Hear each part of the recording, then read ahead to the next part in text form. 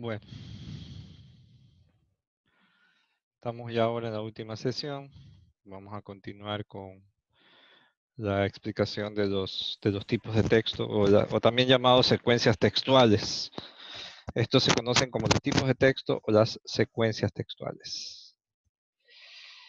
De todos modos, este contenido que estoy haciendo aquí, yo lo voy a subir una vez finalizada la clase. Les voy a subir al correo para que todos modos tengan allí lo que se ha trabajado. Pues no, de todos modos, es importante que usted también complemente la información con lo que hay y lo que pues pueda encontrar, pues no, por sus propias cuentas. Entonces, bueno, nos quedamos en que finalmente el texto es positivo, cuyo propósito es dar a conocer información, datos, hechos reales, verificables. Se expone la información, por general sigue un orden en el que se responde la información en torno a preguntas básicas como el qué, cómo, cuándo, dónde, por qué, quién, ¿ya? Y la información se desarrolla en torno a una introducción, un desarrollo y una conclusión, porque es más que nada lo que permite abordar el tema. Ojo que cuando hablamos de qué, cómo, cuándo, dónde, por qué, eso ya depende de la persona que escriba. Y por lo general, los textos expositivos, por lo general responden a un orden jerárquico, a un orden de jerarquía, es decir, de la, de la información más importante a la menos importante. Generalmente también se lo conoce como estructura de pirámide invertida, que ya los voy a explicar al final. ¿Ok? Entonces, eso en cuanto al el lenguaje, en cambio, utiliza un lenguaje plano, formal, que no tiene opiniones, utilizan un tono objetivo. Las oraciones, por lo general, son oraciones que denotan una intención plana en la forma de tratar la información, o sea, sin ningún tipo de presencia de opiniones. Tenemos por otro lado entonces también a los textos narrativos. Y para esto tenemos que entender qué características puntuales tienen este tipo de textos. Y para eso vamos a escoger a una víctima. Así que dígame, vamos a escoger una chica. Kerdy, creo que tengo una Kerdy aquí, ¿verdad? Así es. Sí, sí. Kerdy, Dígame. Kerdy López. Dígame. Dígame, Yo ya estaba, yo no, yo. ¿ya estaba qué? Estaba como que yo no, pero ya. Ya, le tocó el número. A ver, Ya me tocó. cuénteme, Kerdy, algo fácil. Cuénteme su día. ¿Cómo Mi empezó? día, ¿Cómo terminó? eh, bueno, lo primero que hice al levantarme fue barrer, después me puse a cocinar mientras veía una serie y ya luego tenía mi primera clase a las 10:30 de la mañana. Ya. Ajá, ya la terminé como a las 12:30, y ahí ya fui a comer y ahí me fui al televisor a ver otra serie. ¿A qué hora ¿Esta viste de terminó? hoy? A las 12, ¿no? 12:30. Se Media. fue a comer y luego a ver una serie. Luego, Ajá. Hasta que sean ya las 3:30 y vine a la clase. hasta las 3:30, en las que tuvo que ver al insoportable de Omar. Tampoco así, tampoco así. Ya.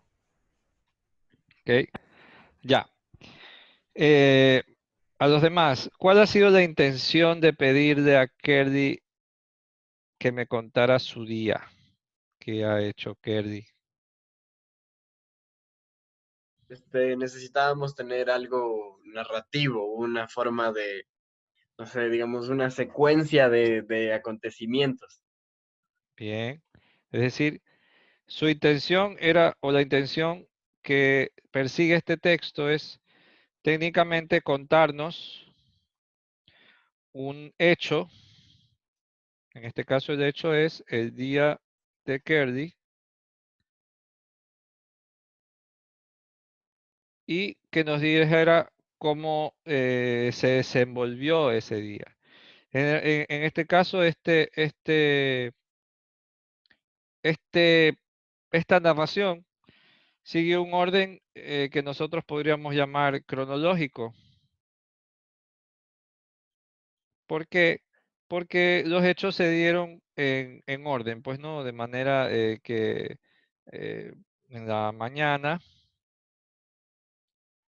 al mediodía y en la tarde, ¿ya? Ella cuenta esto de forma obviamente ordenada, siguiendo un orden, que en este caso es cronológico. Eh, en este sentido, vemos que este texto, como tal, cumple una intención que es contar un hecho, y en este caso esto se refiere a un hecho real. ¿Ok? Bueno, no necesariamente nosotros estamos contando hechos reales, a veces también podemos estar leyendo textos que hablan o se refieren a situaciones ficticias. Entonces, el hecho de contar o la intención de contar algo, ¿ya? O de contar algo o de narrar, contar algo, ¿ya? Depende también en función de lo que tú vayas a contar, si se refiere a un hecho real o a un hecho ficticio que tú has leído, por ejemplo, una película, que cuentes a alguien cómo estaba la película, le narras la película, le cuentas la película. En comparación a los textos anteriores, vemos que no hay una intención de, no está describiendo su día, porque describir su día sería cómo estaba el sol, en qué posición, a qué temperatura. Ella nos está narrando su día, nos está haciendo bueno, no exposición, sino más bien una narración, una serie de hechos que se van dando en un tiempo determinado y en un orden determinado. ¿Ya? Aquí hay un orden cronológico que nosotros podríamos decir, bueno, no hay un conflicto, pero hay un inicio, hay un nudo y hay un desenlace.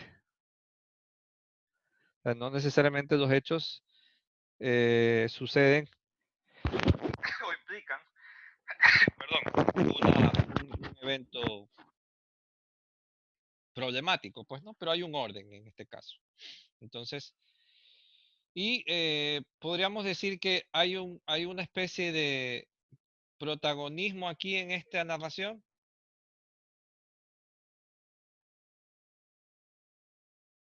¿Quién sería el protagonista de esta La Kerly. aburrida historia? Obviamente vemos que es Kerdy. Kerdy es la protagonista principal de Un día más en la cuarentena. O sea, Kerdy es el personaje que tiene lugar en esta narración. Ahora, ¿en qué tiempo está contado la narración?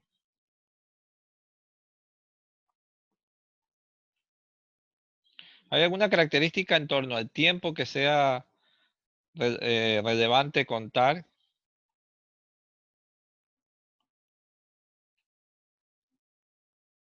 O sea, no está describiendo en el momento que Así sucedió, es. ya pasó. Se ¿Qué tiempo pasó? supone que aquí ella está optando por un pasado, ¿ya? Está contando un pasado porque está hablando de los hechos que han tenido lugar en el tiempo que ella realizó esta acción, ¿ya? Es un tiempo pasado.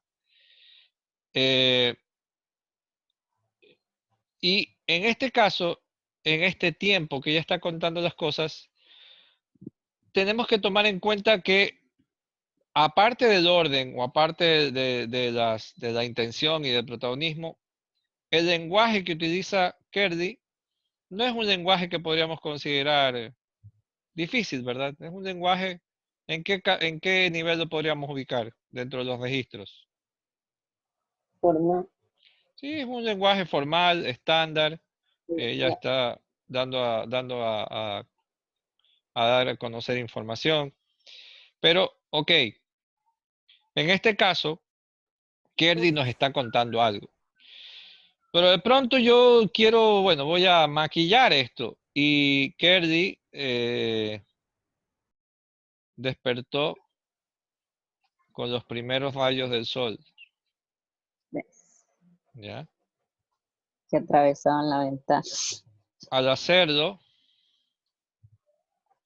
se disfrazó de pre-Cenicienta.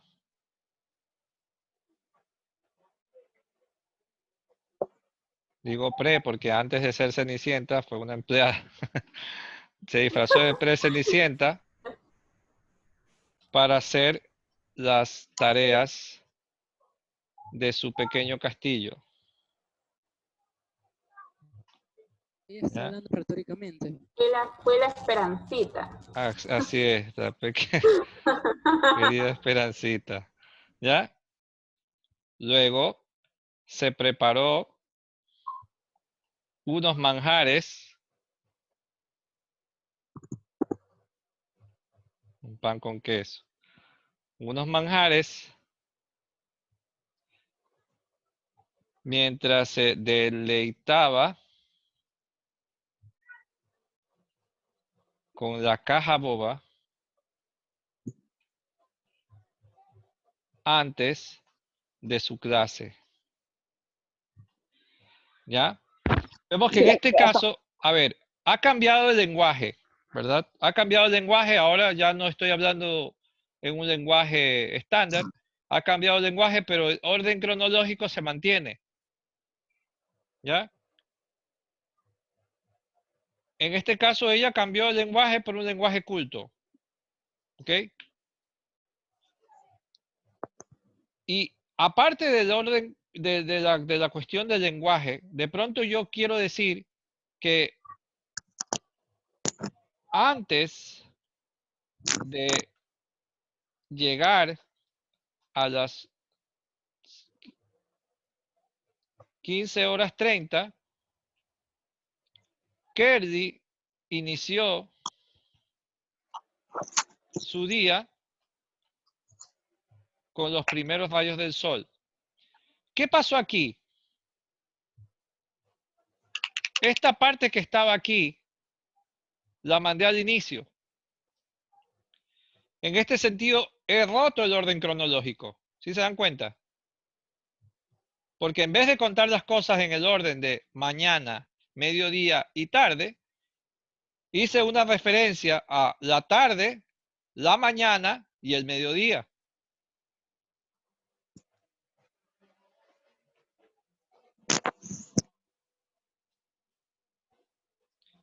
¿Qué pasó aquí con el orden?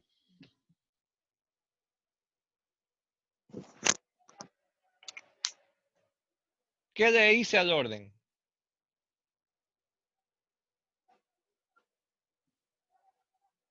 Se cambió pues el orden. Obvio, pero ¿cómo puse? En el orden de los eventos, ahora ¿cómo puse? Puso lo que prácticamente sucedió al último, lo mandó al inicio, Así porque es. lo último que Kerly contaba era esta clase y ahora está al inicio de la narración. Es decir, que alteré el orden como final, inicio y nudo. Es decir, la característica de este tipo de textos, de los textos narrativos, es que por lo menos a nivel de orden o a nivel de organización de las ideas pueden ir en cualquier orden cronológico. Es decir, este tipo de textos, en comparación a los demás, tienen la capacidad de poder moverse, de poder organizar la información a criterio de la persona.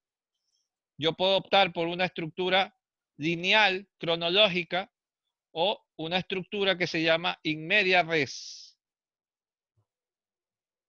que es optar por la mitad o el final de la historia para luego volver al inicio. ¿Ya? Eso es algo que otros textos no pueden hacer y que solo este texto se puede dar la libertad de hacer. Y en el caso también de tener personajes, bueno, los personajes pueden tener pueden ser múltiples personajes y también pueden tener múltiples voces. Y eso implica que en este caso, aquí, en esta historia, hay un narrador. Porque no es Kerdy la que está contando esto. Soy yo el que estoy escribiendo. Entonces, por lo tanto, estos textos se caracterizan por la presencia de una persona que cuenta el hecho. Esto es lo que se conoce con el nombre de texto narrativo. Y que a Pero diferencia... Dígame. una palabra, dijo que el texto narrativo es el único que puede manejar la cronología, ¿verdad? Y que Claro. dijo una palabra que sonó media rara. Inmedia no sé cuánto. Ah, in media res.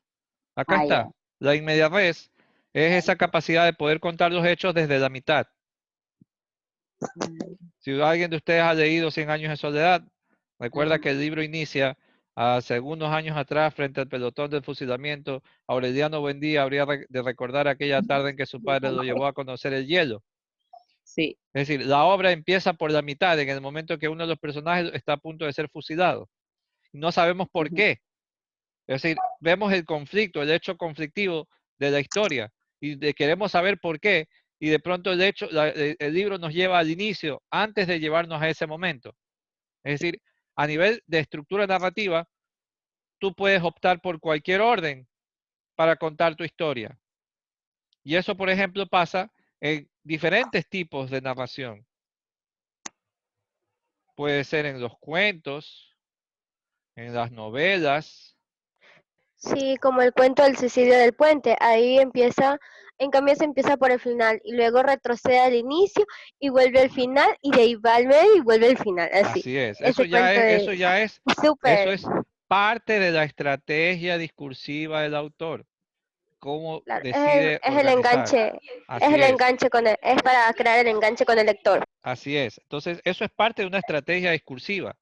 Y en los cuentos, en las novelas, es posible ver eso, pero vemos que no es una característica propia solo de los textos ficticios. O sea, dentro del ámbito de la ficción, ¿ya? Pueden darse eso. Pero también se dan en la realidad con las llamadas crónicas, las anécdotas, porque son hechos reales. El chisme también es un texto, los chistes, en algunos, bueno, los chistes pueden ser reales, pero también pueden ser ficticios, pero estos responden más bien a una cuestión real. Cuando tú le vas a contar el chisme a tu amiga, le dices, ñañita, vi a tu novio con otra man besándose. Ya le estás contando el conflicto como tal. Y de ahí ella te dice, a ver, pero cuéntame bien. Y ahí dices, mira, iba yo saliendo de la clase cuando bajé a las escaleras y no sé cuánto me quise ir al baño y lo vi al man. ¿Ya? Entonces el man me vio y salió corriendo. Entonces ahí tú empezaste diciendo el hecho problemático, lo vi a tu novio con otra. Y luego viste al inicio en cómo te llevó hasta ese hecho problemático, luego el final. O dijiste, ¿sabes que vi a tuyo, cuando apenas me vio el tuyo, salió corriendo? ¿Por qué? Porque lo vi con otra man. Entonces ahí tú dijiste el final, contaste lo que hizo el man. Luego fuiste al medio y luego vas al inicio, pues, ¿no? Entonces ya es una cuestión de la persona como cuenta la historia. ¿Ya? Pero este tipo de textos pueden darse esa libertad. Cuando tú lees una crónica, por ejemplo, dicen, un hombre fue asesinado de 5 tiros en la cabeza. Ya sabes lo que le pasó al hombre. ¿Ya? Y lo que hace la noticia, en este caso es un texto, realmente la crónica, es un texto que tiene contenido real, pero no es expositivo, porque para que sea un texto expositivo debe evitar el lenguaje metafórico, y aquí las crónicas sí se valen de elementos metafóricos. Entonces, las crónicas son narrativas, porque obviamente cuentan un hecho. Y el tiempo puede ser pasado, puede contarse en presente o puede ser a futuro. Una historia de ciencia ficción. El lenguaje es lo mismo. Al ser un texto que tiene muchas libertades, el lenguaje puede ser estándar, puede ser culto, puede ser técnico, si se trata de una obra, por ejemplo, de ciencia ficción. Puede ser vulgar si los personajes hablan intencionalmente mal, ¿ya? o puede ser coloquial, si los personajes hablan con un tono familiar. O sea, a nivel de lenguaje, estos textos son los que tienen la mayor capacidad o la mayor libertad frente a los demás. Finalmente, y antes de que el tiempo se me haga corto, el texto argumentativo.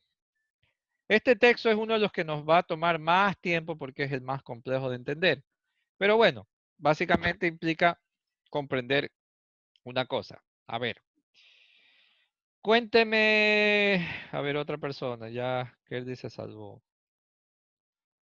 Cuénteme, Jocelyn, Le cuento. cuénteme. ¿Qué opina usted de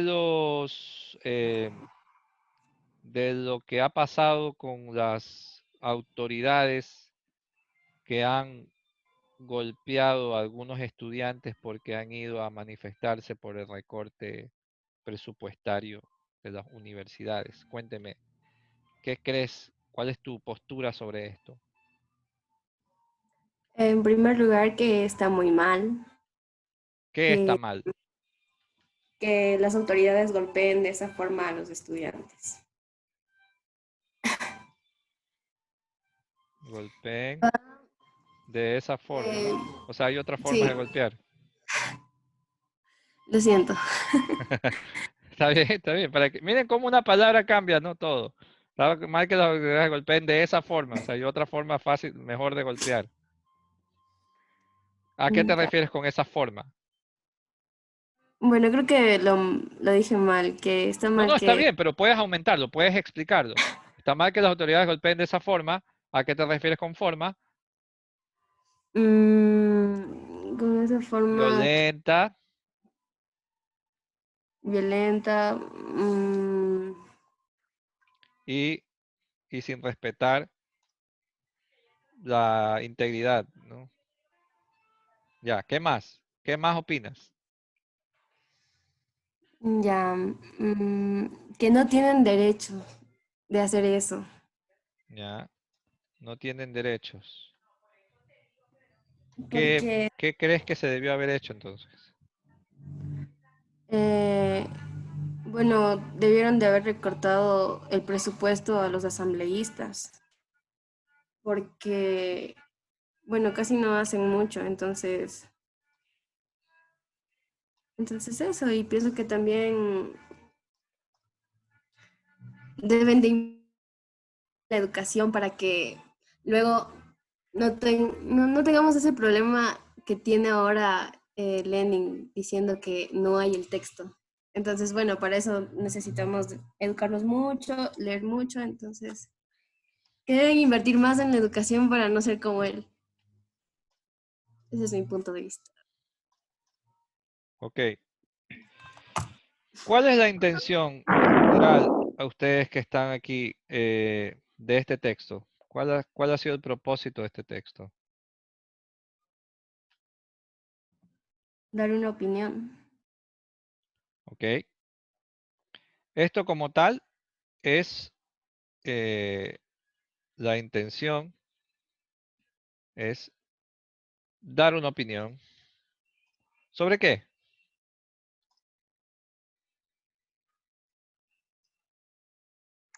De lo que está pasando hoy en la actualidad. Ok, entonces se refiere a un tema de actualidad, ¿verdad? A un tema que nos compete a todos. Básicamente aquí lo que ella hace es dar una opinión sobre un tema actual. Ahora yo le Faltó pregunto, que diga que, faltó que diga que la culpa es de Correa. claro. Ahora, lo que yo quiero saber es que en este texto, en esta opinión, ¿con qué sostiene su opinión? O sea, ella está diciendo que está mal que las autoridades golpeen de esa forma violenta y sin respetar la integridad. Ellos no tienen derecho. Se debió recortar el presupuesto de la clase política y debería haber mayor inversión en educación, educarnos mucho y leer mucho para no ser como el presidente. Ok, yo le pregunto aquí, ¿cuál es el elemento que podríamos considerar como que sustenta lo que yo estoy planteando, lo que ella está planteando? O sea, básicamente al final dice para no ser como el presidente. Ok, Pero eso ustedes pueden considerarlo un argumento. No, no es un argumento claro. Ok. ¿Por qué no es un argumento? Porque es más una opinión personal, no algo Muy que bien. involucra a gran masa a las demás personas. A ver, O sea, no, cuando nosotros hablamos de un texto argumentativo sí puede ser una opinión. Pero una opinión no es un argumento.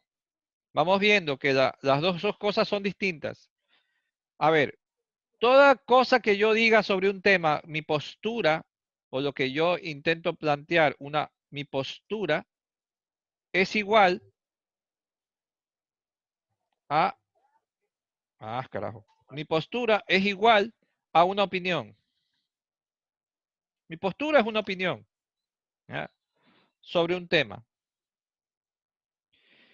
Pero para que esta opinión o esta postura, ¿ya?, se convierta en un argumento, debe haber otros elementos en la organización o en la estructura del argumento para que esto pueda ser válido. Esto debe tener una estructura. Ese texto, aparte de esa intención, debe tener una estructura, es decir, un orden. Todo lo que se considera como una postura o una opinión, si no, se consideraría básicamente una tesis. Es decir, lo que yo propongo sobre algo es una tesis, es una postura. Pero esa tesis se sostiene en un argumento. A ver, es como que yo tenga aquí una tesis y la tesis fuese como una especie de jarrón. ¿Ya? Profe, disculpe. Dígame. Una opinión no puede, o sea, no es comparable como una hipótesis. Ya, una hipótesis es más bien una especie de idea que está susceptible de ser probada. Una tesis ya implica una teoría. Una tesis es una teoría, es una afirmación real. Ahora, tú puedes plantear una postura como una relación de causa y efecto, como si fuese una especie de hipótesis. Si tú haces esto, va a pasar lo de acá. Eso es una hipótesis. Pero lo que pasa es que las tesis corresponden a posturas probadas o a posturas, como decir, claras, posturas puntuales sobre un tema. No es lo mismo que una hipótesis, porque una hipótesis es una suposición de algo. Entonces, esta tesis, que es esta postura, debe ser probada, o sea, debe ser sostenida, o más bien, toda tesis se sostiene por argumentos. Dijimos, una tesis es una postura, es una afirmación de autor o de la persona. Esa afirmación se sostiene con un argumento. ¿Y qué es un argumento? ¿Qué son los argumentos? Un argumento es básicamente lo que dijo antes, es casi una opinión, pero está No, basada en hechos y está no. basada en No. información. El argumento no es nada de lo que está dicho aquí. Aquí no hay argumento. ¿Ya? Esto es simplemente una un opinión. argumento no es que solidifica a todo A lo que ver, se está hablando. yo quiero saber de esto, ¿por qué? Es decir, yo quiero saber el por qué ellos no tienen derecho de O golpear sea, a las personas. Si de el pronto fueron argumento sería, violentos, los estudiantes o las personas fueron violentas, ¿por qué no tienen derecho de golpearlos? ¿Qué le estoy pidiendo yo? Le estoy pidiendo razones. Los argumentos son razones de lo que tú estás afirmando. Ese razonamiento o ese argumento como tal es como cuando tú digas, no debieron golpear de esa forma violenta y sin respetar la integridad. No tienen derechos. Ok, ahí no me estás dando argumentos, me estás dando una opinión. Yo te digo, ok, razones, ¿por qué? Porque todas porque las personas quitando. tienen derecho a emitir su opinión.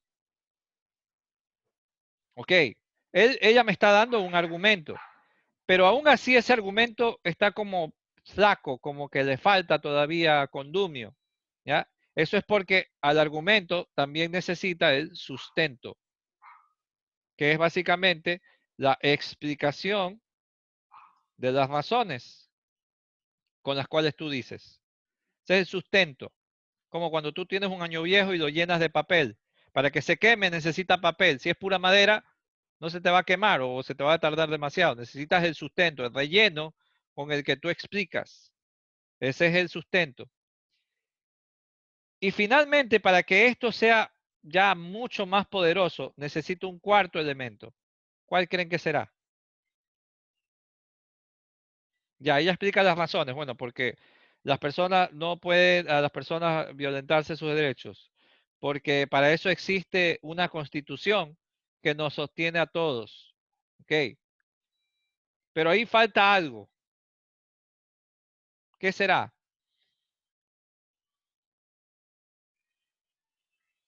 Ella está mencionando la constitución. ¿Qué tendría entonces que mostrarle a la persona para sostener lo que yo estoy diciendo? Los derechos. Muy bien. Es decir, necesito una evidencia. En este caso, la evidencia, que es el dato con el que soporto todo lo anterior. Y lo que pasa es que en cambio, esto tiene una característica. Esto se refiere a un dato externo. Cuando yo sostengo algo, lo sostengo con un dato, pero esa evidencia o ese dato no es mío. Porque lo que yo voy a usar es una información externa con lo cual yo sostengo lo que yo estoy diciendo. Es para decir, si yo me quedara en evidencia, porque sí, porque yo lo digo, obviamente ahí se me cae todo el argumento.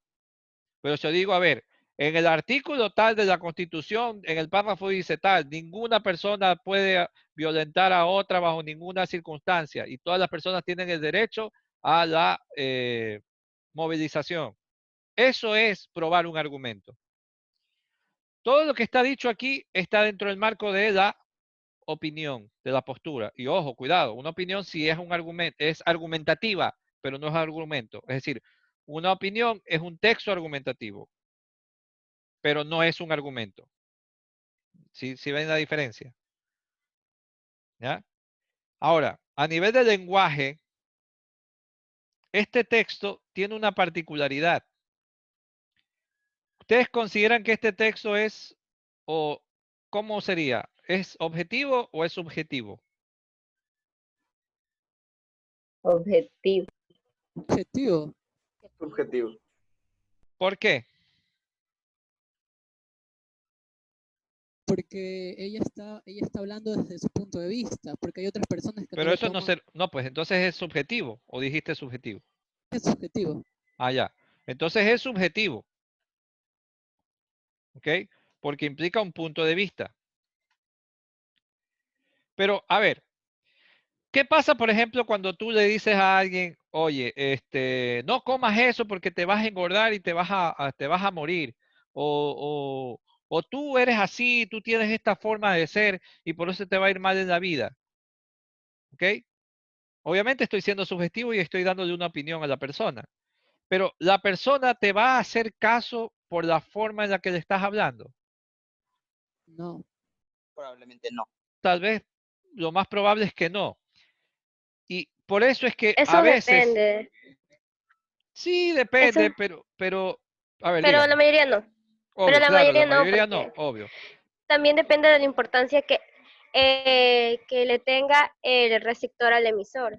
No, yo pienso que Ahí depende. también ahí también van las leyes del lenguaje, de la importancia que Claro, tenga. sí, en parte. Porque si es la mamá, obviamente le va a importar, le va a hacer caso. Pero si es un Ah, no amigo o creas, pues si alguien, ustedes le dicen, su mamá le dice, no salgas o no andes con esa gente de la con Universidad de las amor sí le Artes y hace, no.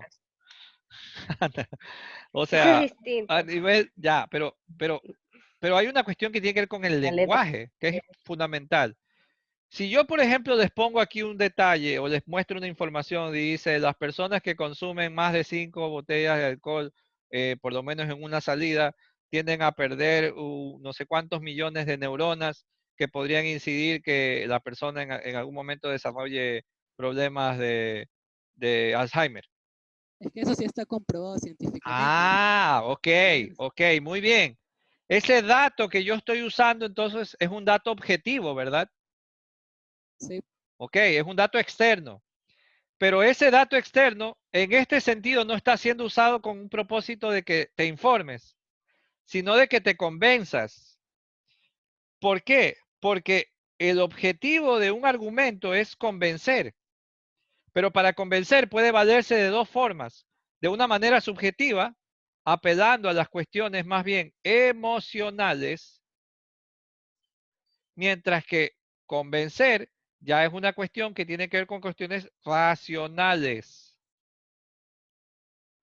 Entonces, para yo convencerte, necesito optar por un lenguaje más bien objetivo. ¿Ya? No puedo decir está mal. Digo, las autoridades en algunas circunstancias abusan de su poder y ejercen de manera violenta sobre los individuos la ley. ¿Ya? Eso es una forma muy objetiva de decir. Pero, a ver, entonces el texto argumentativo ¿es objetivo o subjetivo? Las dos. Realmente los textos argumentativos son como los drag queens de los tipos de textos. Son subjetivos, pero se tienen que disfrazar de objetivos. Es decir, parecen serios, parecen objetivos, pero de fondo se supone que está la postura de alguien, pues, que con la que te quiere convencer. Por eso se disfrazan de objetivos. Pero a En fin de realidad es cuentas, mi opinión. claro, pues obvio, pues si lo que tú quieres es cambiar, tú lo que buscas es cambiar la postura de alguien, que esa persona asuma tu postura. Y solo que obviamente utilizas otro recurso, porque es más fácil debería ser mejor convencer por elementos racionales que por elementos subjetivos. Pero bueno, ya veremos que también es sumamente complicado esto en el ámbito de la comunicación y es sumamente complejo. Entonces, a nivel de subjetividad, vemos que generalmente los textos subjetivos pueden tener mucho más éxito. Pero no olviden que estos responden a una estructura definida que es sumamente importante. Dentro del tiempo que me queda, entonces, voy a explicarles, para terminar, cuáles son las posibles estructuras textuales que pueden seguir la información al ser presentada. Eso es que los textos, cuando se presenta la información, ¿sí ven, no? El PowerPoint. Sí. ¿Ok? Dentro de los modelos de estructura, yo puedo seguir una estructura cronológica, ya vimos hace rato, estructura en media res, pirámide invertida, cuando yo opto por empezar por la información más relevante y voy hacia la información de relleno. Por ejemplo, información más relevante, Nebot dijo a los indígenas váyanse hacia las montañas. Ese es el hecho más importante. Y voy por lo más importante, fue el día de ayer. Ya. La estructura clásica, introducción, desarrollo y conclusión, que es la que todos los textos es la estructura primaria. La estructura deductiva, cuando yo empiezo por lo general a lo particular, por ejemplo, los textos descriptivos utilizan la estructura deductiva, voy de lo general a lo particular, un celular y las partes que componen. O puedo alterar el orden, voy desde las partes que componen para decir que es un celular. La estructura encuadrada, que es como decir, hablo del tema, planteo la ley, la tesis, la idea principal, pongo ejemplos, datos, hechos, y luego reelaboro el tema, planteo nuevamente o como que retomo la tesis y regreso a la idea principal. Es como una estructura circular, ¿verdad? Planteo una idea, un dato, dato 2, dato 3 y regreso a la idea principal. Y en paralelo es cuando elaboro un texto siguiendo la misma receta para todos los párrafos. Concepto, idea, afirmación, hecho en el párrafo 1. Concepto, idea, afirmación, hecho en el párrafo 2 y así. Y la última es la tormenta de ideas, que es básicamente también cuando usted escribe ideas sueltas, también hay un orden ahí. Simplemente es un orden desordenado, si se puede decir de otra forma.